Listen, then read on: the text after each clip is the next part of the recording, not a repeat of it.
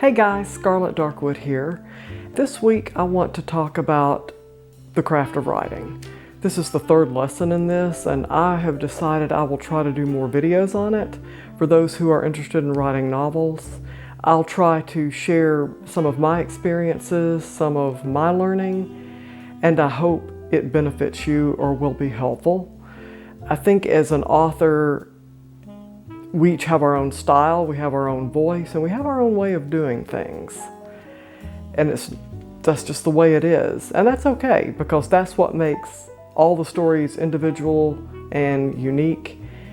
And that's what readers like. They like a variety sometimes. Of course, then again, I think there are some who like same old, but you know, that's another issue. But let's get started.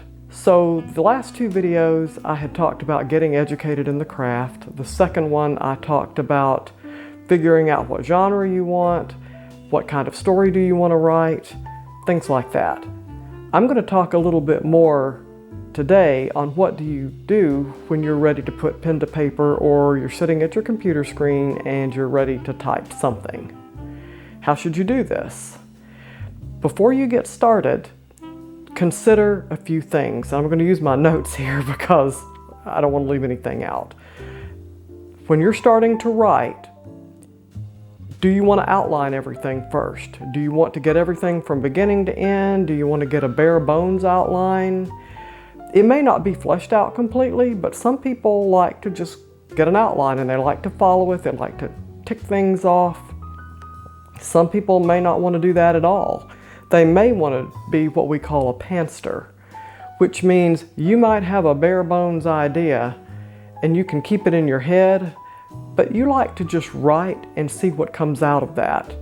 There's actually a lot of creativity coming out from a style like that, and you will discover that the more you write those scenes, the more things just kind of happen. I don't know how to explain it. It's like magic, you know? So sometimes you got to go with the magic. But at any rate, those are two different ways you can start your story.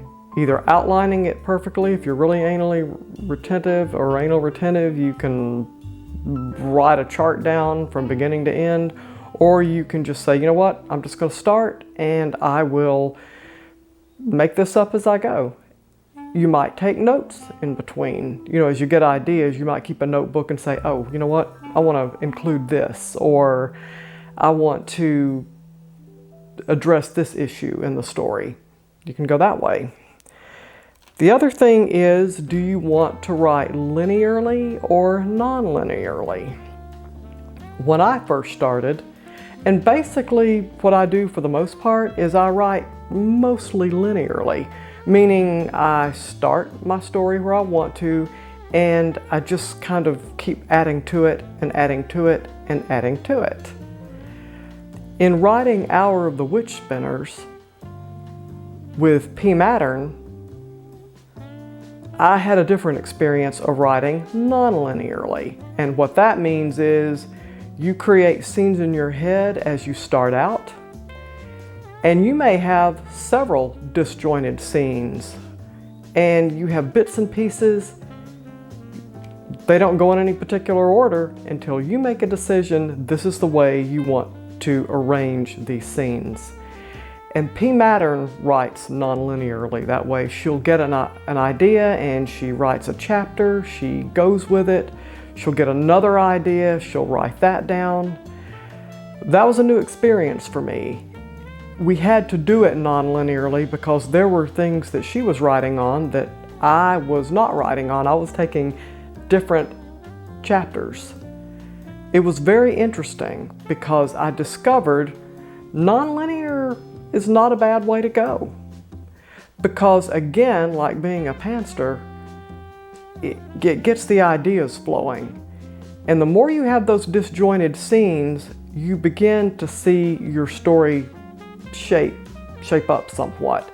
You will find yourself arranging those scenes where they make sense. And then you simply put in the intros and outros, the lead-ins, the lead-outs, to join all those together. You might find you need to write some additional scenes to flesh some things out. So those are the things you keep in mind as you're starting to put that pen to the paper, as you're starting to put your fingers to the keyboard, exactly how do you plan to put all this together? And that is the third lesson, is determining your style of writing and how you want to approach the story. Do you want to be an outliner, a pantster? Do you want to be a linear writer or a non-linear writer? And certain stories, as they come out of your head, may tend to lend themselves to any one of these styles. If you're co-writing with somebody, you're going to find yourself doing things very differently. Not that it's bad. It was a good learning experience. It taught me, because I'm kind of an anal retentive type of person, it taught me that I don't have to be linear. I don't have to go 1, 2, 3, that type of thing. I could write out ideas. I could sketch out some chapters. If I had a burst of inspiration, I could write it down and put it all together later and come up with a really neat story. And I hope you find that these tips benefit you. If you have any questions, leave them in the comments, email me, and just give it a shot and see how you go. I'll talk more about getting started and getting on into your story. For now, this is the other thing that you need to think about. Happy writing and happy reading.